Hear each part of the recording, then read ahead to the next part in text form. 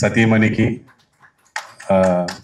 ఇది ఒక emotional thing అండి. అంటే మనం ఫస్ట్ టైం పిల్లల్ని స్కూల్కి పంపిస్తున్నప్పుడు ఒక ఎమోషన్ ఉంటుంది. వాళ్ళు ఏడుస్తూ ఏడుస్తూ వెళ్తారు, చదువుకోవాలి, బాగుపడాలి అని దగ్గరుండి తీసుకెళ్తాం. అవసరమైతే పని మానుకొని కూర్చుంటాము, మనమే వెళ్తాం, మనమే తీసుకొస్తూ ఉంటాము. అలాగే ఫస్ట్ టైం ఫారెన్ వెళ్తున్నారంటే ఏడ్చేస్తాము, తట్టుకోలేము.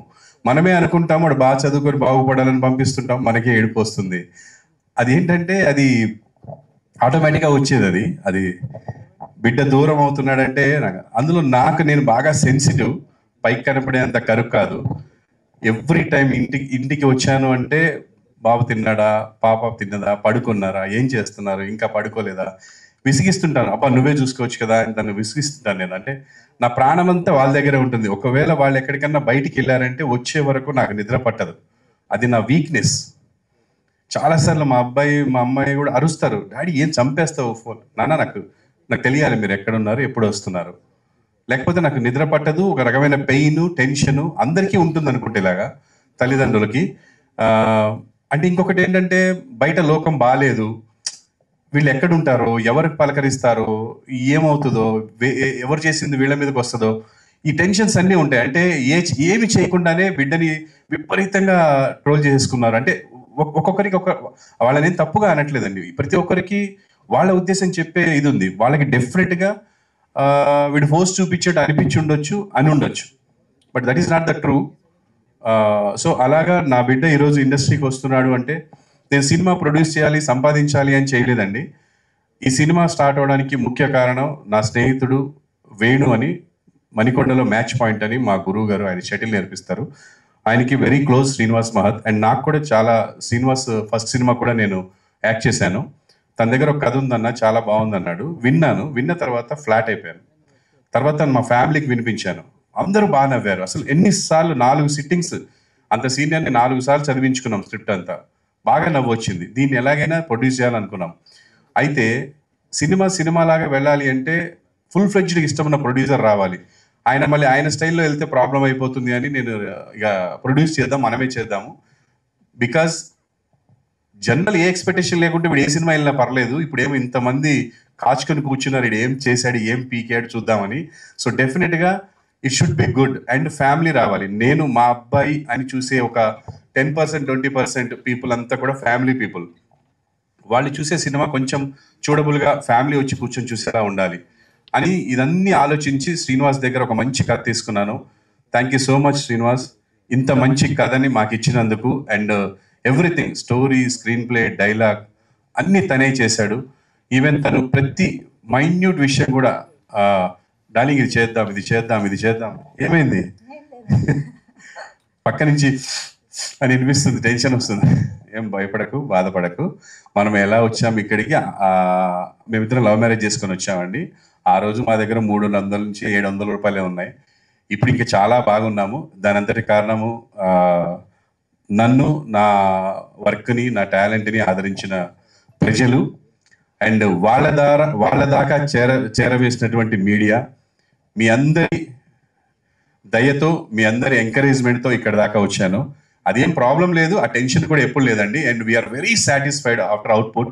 And coming to the point, Srinivas, ఈ సినిమాకి నువ్వు చేసినంత నాకు నా సొంత అన్నదమ్ములు కానీ మా అమ్మ నాన్నలు కానీ చేయలేదు. Thank you so much darling. నేను ఎప్పటికీ నీకు రుణపడి ఉంటాను. ఎందుకంటే నా బిడ్డని తన బిడ్డలా భావించాడు, ఏ రోజు ఈగోకి వెళ్ళలేదు. అంటే ఒక క్రియేటివ్ పర్సన్ పక్కన ఇంకో క్రియేటివ్ పర్సన్ ఉంటే తేడాలు వస్తుంటాయి. అదేంటంటే ప్రోడక్ట్ గురించే. అది అర్థం చేసుకున్న వాడికి రిలేషన్ ఎప్పుడు పోదు. వాడి ఈగోకి తీసుకొని పర్సనల్గా తీసుకుంటే రిలేషన్ పోతుంది. నాకు డే 1 ఎలా ఉందో డార్లింగ్ తోటి ఈ రోజుకి అదే ఉంది. నేను ఎప్పటికీ నీకు రుణపడి ఉంటా శ్రీనివాస్. జీవితాంతం నువ్వు ఇంకా మా వాడితో సినిమాలు చేయాలి, డెఫినెట్గా మనం చేయాలి. Thank you so much for the story, screen play, dialogues, direction and everything. తను నా కోసం ఎక్కడ తగ్గించవచ్చు డబ్బులు అని తను అనడం, నేనేమో వద్దని చెప్పి పెద్దోళ్ళని పెట్టడం, నన్ను అతను తిట్టడం. డార్లింగ్ మనం ఈ బడ్జెట్ అనుకున్నాను, నువ్వు అక్కడ తీసుకెళ్తున్నావు.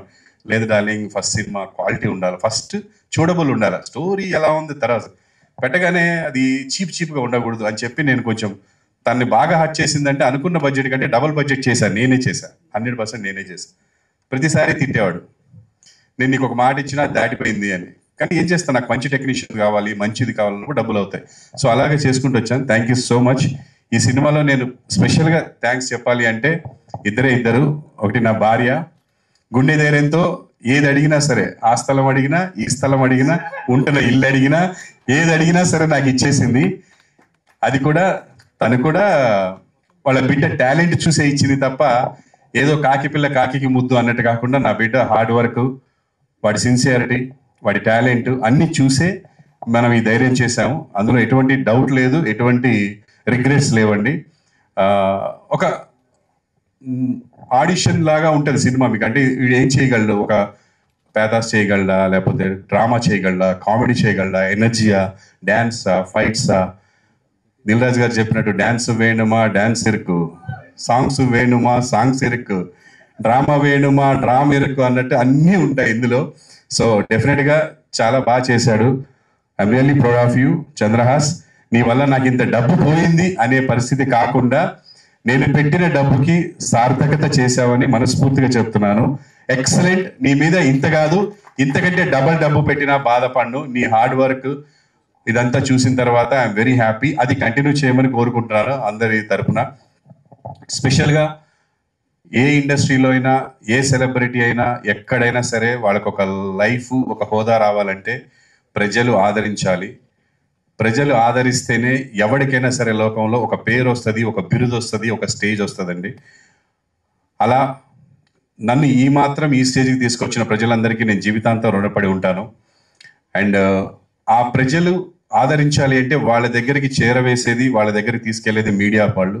మీడియా సోదరులందరూ నన్ను ఎలా అయితే ఇక్కడి దాకా ఆదరించారో, అలాగే నాకంటే ఇంకొంచెం ఎక్కువగా నా బిడ్డని మీరు ముందుకు తీసుకెళ్లాలని, వాడు చేసే మంచిని హైలైట్ చేయాలని, నచ్చని విషయాల్ని పక్కన పెట్టాలని మీరు కెమెరా పక్క నుంచి ఒక మీ బిడ్డలాగా అనుకొని దగ్గరికి వెళ్ళి చెప్తే చాలండి.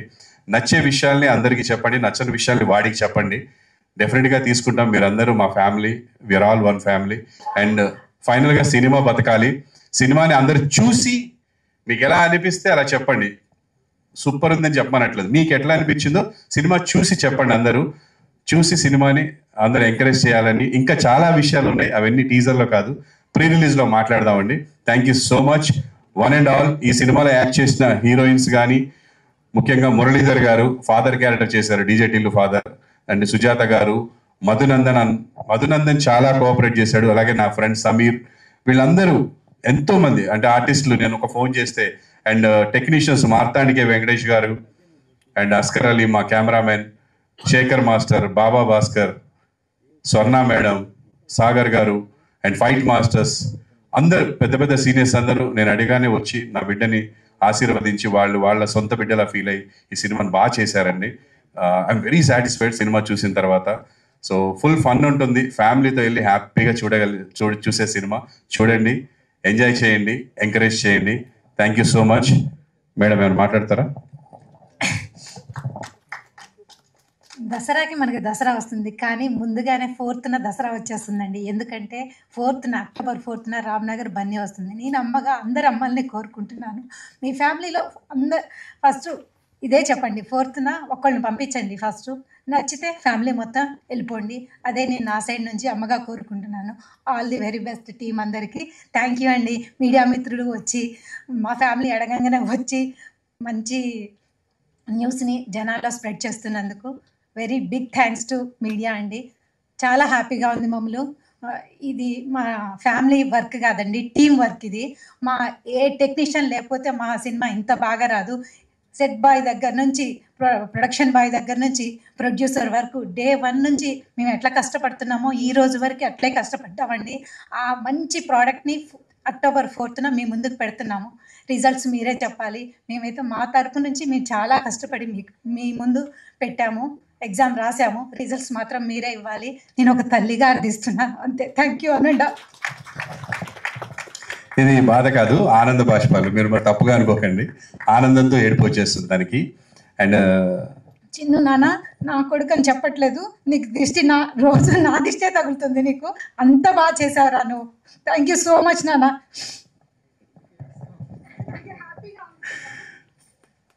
థ్యాంక్ యూ అండి. Next madam, over to Divija గారు.